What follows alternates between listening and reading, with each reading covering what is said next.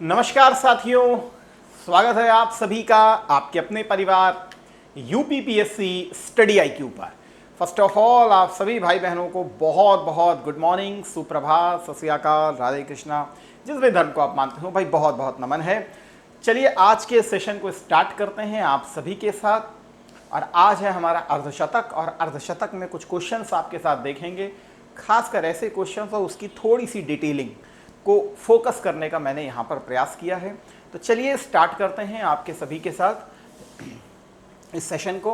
अच्छा, ये मेरा टेलीग्राम चैनल है, आप इसको अवश्य ज्वाइन कीजिएगा। यहाँ पर मैं आपके साथ बहुत सारा डेटा शेयर करता हूँ, खासकर हिस्ट्री के पर्सपेक्टिव से भी, जीएस पेपर 5 के पर्सपेक्टिव से भी, और साथ में इंटरनल सिक्योरिटी के पर्सपेक्टिव से भी, एंड पेपर 6 के पर्सपेक्टिव से भी। ठीक है, और किसी भी प्रकार की आपको प्रॉब्लम रहती है एग्जामिनेशन से रिलेटेड, पढ़ाई से रिलेटेड, तो आप सभी से विनम्र निवेदन है, आप मुझे डायरेक्ट मेरे व्हाट्सएप पे भी कनेक्ट कर सकते हो। ये हमारा ऑफिशियल टेलीग्राम चैनल है, आप इसको भी अवश्य ज्वाइन कीजिएगा। आज के पहले क्वेश्चन की तरफ आपके साथ चलते हैं, जरा बताने का प्रयास कीजिए क्या है। Which female member of the royal family authored the Humayun Nama to record the history of her brother's reign. शाही परिवार के किस महिला सदस्य ने अपने भाई के शासनकाल के इतिहास को दर्ज करने के लिए हुमायूं नामा ग्रंथ को लिखा था। क्वाइट वेरी इजी क्वेश्चन, मैं जानता हूं इस चीज़ को, लेकिन उसके बावजूद भी मैंने इस क्वेश्चन को रखा है। क्यों? क्योंकि थोड़ा सा हमको अंदर जाना चाहिए, खासकर इस किताब के, तो हमें कुछ चीज़ें और भी पता चलेंगी, क्योंकि अब जो क्वेश्चन बनाया जा रहा है वो इसी तरीके से प्रिपेयर किया जा रहा है। फिलहाल इसका आंसर तो आप सभी को मालूम है, दैट इज गुलबदन बेगम है। गुलबदन बेगम इज योर राइट आंसर।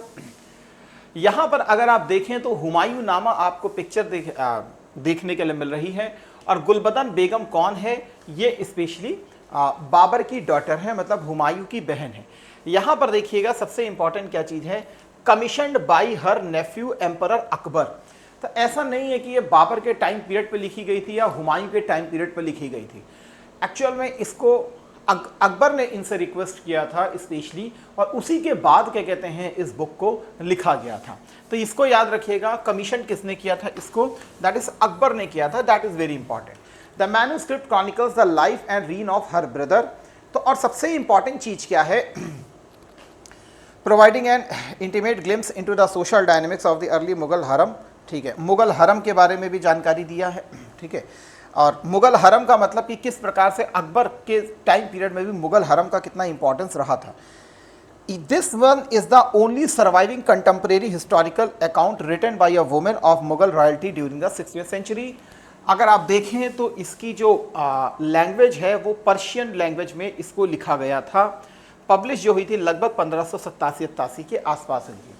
कुछ हिस्टोरिकल सोर्स ऐसे भी कहते हैं कि इसको भी चगताई भाषा में स्पेशली लिखा गया था, लेकिन रियल यही है कि ये फारसी भाषा में लिखी गई है, तो हमें फारसी भाषा का एटलीस्ट कॉन्टेक्स्ट याद रहना चाहिए। नेक्स्ट लिखा था, Persian translation of Mahabharata completed during Akbar's reign is known as. Akbar के शासन काल के दौरान पूरे किए गए महाभारत के फारसी अनुवाद को किस नाम से जाना जाता है? अनवार ए सुहेली, हमजानामा, आयार ए दानिश और रज़्मानामा। रज़्मानामा तो क्या लगता है? देखिए, हमजानामा तो एक बेसिकली चित्रों के रूप में हमको देखने के लिए मिलेगी, जिसको डेकोरेट जो किया गया वो मीर सैयद अली और अब्दुस समद ने किया गया। इसमें प्रॉफिट मोहम्मद के जो अंकल हैं अमीर अबू हमजा करके, उनके क्या कहते हैं लाइफ और उनके वॉरियर्स के बारे में चित्रित किया गया है। इसका जो रियल आंसर है वो है रज़्मानामा। लेकिन रज़्मानामा का जो इंपॉर्टेंस है वो अब आपको दिखाई पड़ेगा कि रज़्मानामा, पहली चीज तो यह है कि पर्शियन ट्रांसलेशन है किसका? महाभारत का। सबसे इंपॉर्टेंट चीज कि इसे भी अकबर के द्वारा ही कमीशन करवाया गया था। 1574 में अकबर ने स्पेशली एक डिपार्टमेंट की स्थापना की थी, इसे मकतब खाना कहा गया था। यह हाउस ऑफ ट्रांसलेशन के रूप में भी जानते हैं। इसमें स्पेशली जो किताबें हुआ करती थी उसको संस्कृत से फारसी में ट्रांसलेट किया गया है। फतेहपुर सीकरी में इसको किया गया था। यहाँ पर आप देख सकते हैं राजतरंगिणी, रज़्मानामा, रामायण, महाभारत, पर्शियन लैंग्वेज में किया गया। अच्छा मुझे ये बताइएगा रामायण को किसने ट्रांसलेट किया था, रामायण को किसने ट्रांसलेट किया था? इसको यहां पर देखिए प्लीज एक बार कि Akbar code translation several step meaning the, यहां पर देखिएगा the meaning was explained by Hindu scholar and a first draft was made by Muslim theologian Naqib Khan into Persian and this was then improved upon by Faizi. वैसे तो इसको compile जो पूरी तरीके से किया गया है वो फैजी नहीं किया है। फैजी कौन था? ये अबुल फजल का ही बड़ा भाई था, ठीक है। फैजी नहीं किया था, लेकिन मान लीजिए कि अगर वहां पर फैजी का नाम नहीं है, फैजी का नाम नहीं है, तो आपको एटी नकीब खान को नाम को देखना चाहिए कि नकीब खान वहां पर नाम लिखा है कि नहीं। क्योंकि देखिए फैजी का नाम बहुत ज़्यादा प्रचलित है, फैजी का नाम बहुत ज़्यादा प्रचलित है। तो मुझे ऐसा लगता है कि जब भी वो कठिन क्वेश्चन की तरफ जाएगा तो फिर वो वहाँ पर वो फैजी का नाम नहीं रखेगा, वो नकीब खान को स्पेशली लेकर के आएगा। तो इस हिसाब से भी आपको थोड़ा सा पहचानना चाहिए। रज़्म का मतलब अरेबिक में होता है वॉर, नामा का मतलब होता है टेल और हिस्ट्री, इसीलिए इसको रज़्म नामा कहा जाता है। A tale of war, a tale of war.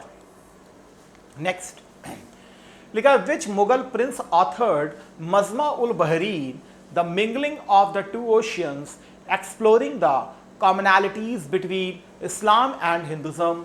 किस मुगल राजकुमार ने इस्लाम और हिंदू धर्म के बीच समानताओं की खोज करते हुए मजमा उल बहरीन, दो महासागरों का मिलन, लिखा था? तो कौन था भाई, किसने इसको लिखा था स्पेशली? दो महासागरों का मिलन।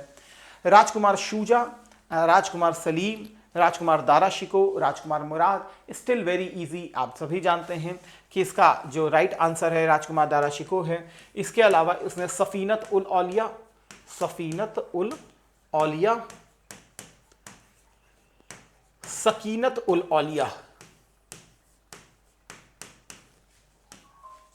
सकीनत उल औलिया, मज़्म उल बहरीन के साथ साथ एक और इसने किताब लिखी थी, हसनत उल आरिफीन करके हुआ करती थी, हसनत उल आरिफीन करके हुआ करती थी।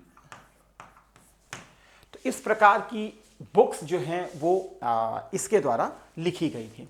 तो राजकुमार दारा शिको के बारे में मुझे ये बता दीजिएगा कि ये किस सूफी धर्म को फॉलो करता था, किस सूफी धर्म को फॉलो करता था, मुझे इसके बारे में बता दीजिएगा, ठीक है।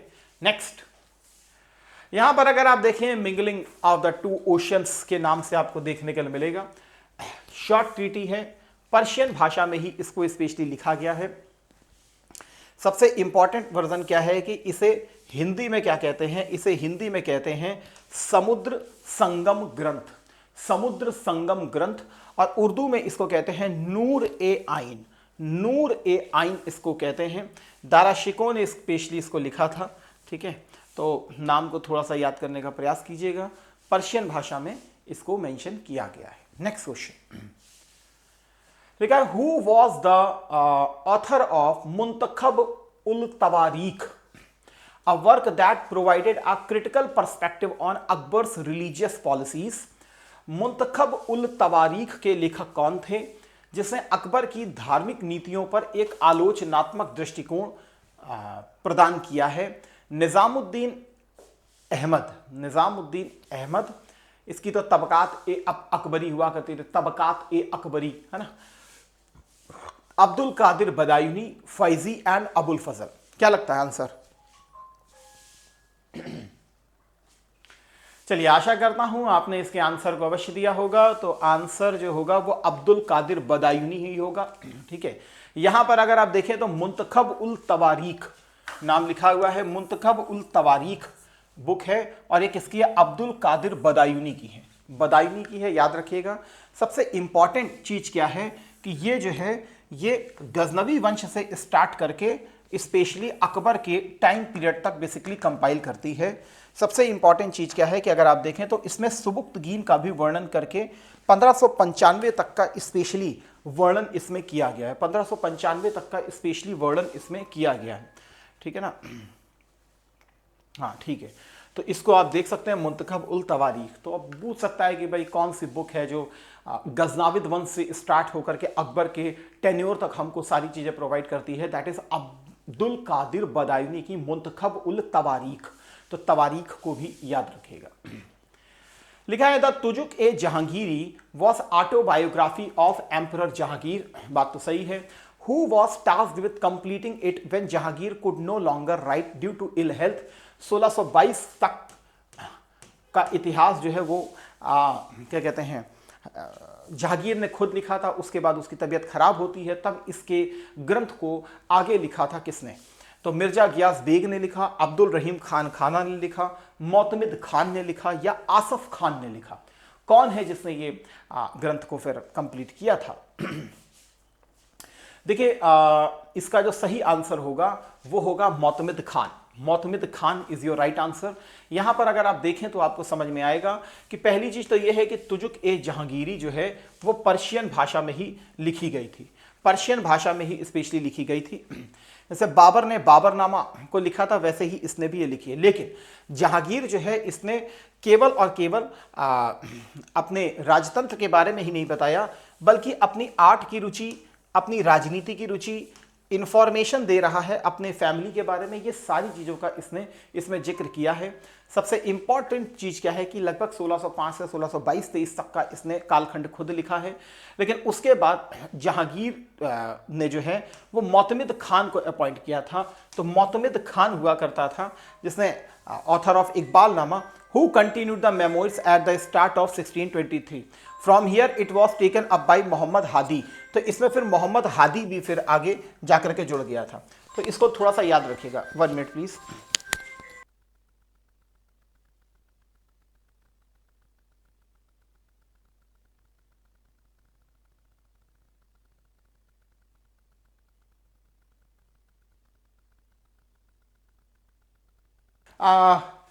इसको थोड़ा सा याद करने का प्रयास कीजिए। मोतमिद खान जो है ये थोड़ा सा इंपॉर्टेंट बन सकता है, तो प्लीज़ याद करने का प्रयास कीजिएगा। ठीक है, नेक्स्ट देख लेते हैं। अच्छा, तो आज के सेशन को फिर यहीं पर समाप्त करते हैं। लेकिन आप सभी से एक बहुत विनम्र दरख्वास्त है कि अगर आप भी तैयारी कर रहे हैं मिशन 6 दिसंबर की, तो एटलीस्ट कम से कम यूपी पीसीएस प्रीलिम्स के कोर्स में हमारे साथ जरूर जुड़िएगा। ये अपने आप में मॉड्यूलर बैच है जिसमें मैंने खुद क्या कहते हैं अपने टेलीग्राम के पेड वर्जन्स को, ग्रुप्स को बेसिकली क्रिएट किया है, जहां मैं अपने तरीके से भी उनको यहां पर लीड कर रहा हूं। किसी भी बैच को परचेज करना हो तो ऑलवेज आप मेरे इस कोड को यूज कर सकते हैं जिसका नाम है साई लाइव, SAILIVE, जो आपको मिलेगा यहां पर, या आप डायरेक्ट मुझे इस नंबर पर भी कनेक्ट कर सकते हैं। किसी भी बैच के रिगार्डिंग अगर आपको बातचीत करनी हो तो आप मुझे डायरेक्ट व्हाट्सअप भी यहां पर कर सकते हैं। हमारा ऑफिशियल नंबर है 9289996923। तो आप इस पर भी कनेक्ट कर सकते हैं और बोल सकते हैं कि हमारे सुमित सर से बात हुई है, तो वो आपको मैक्सिमम डिस्काउंट भी देंगे, ऐसा मेरी पर्सनल मेंटरशिप भी आपको प्राप्त होगी। इसके अलावा ARO का बैच हो, चाहे BEO का बैच हो, किसी भी बैच को आपको परचेस करना हो तो आप मेरे इस कोड को यूज कर सकते हैं, साई लाइफ को। यूपी पीसीएस प्रीलिम्स की टेस्ट सीरीज हमारे द्वारा लॉन्च की जा चुकी है। अगर नहीं ज्वाइन की है तो जरूर ज्वाइन कीजिएगा। जितने ज़्यादा टेस्ट लगाएंगे आप, वास्तविकता में उतना ही आप सफलता के बहुत करीब जाना स्टार्ट कर देते हैं। इन्हीं शब्दों के साथ सेशन को यही विराम देते हैं। Thank you. जय हिंद, जय Bharat, Vande Mataram. God bless you all.